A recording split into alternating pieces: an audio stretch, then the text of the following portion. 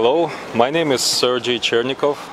I'm from People's Friendship University of Russia, and I visited Daffodil International University today for negotiations and potential cooperation patterns, and to give a small lecture to the students.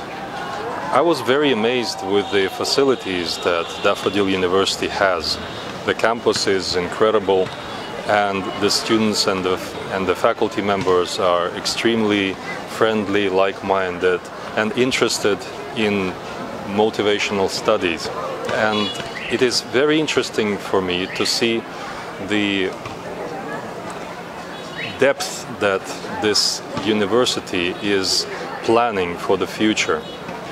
I would be really interested in further cooperating and developing the cooperation between our university and Daffodil International University, which would certainly contribute to the further increase of cooperation between Russia and Bangladesh.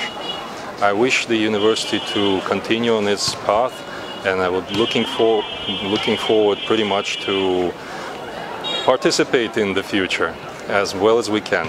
Thank you very much.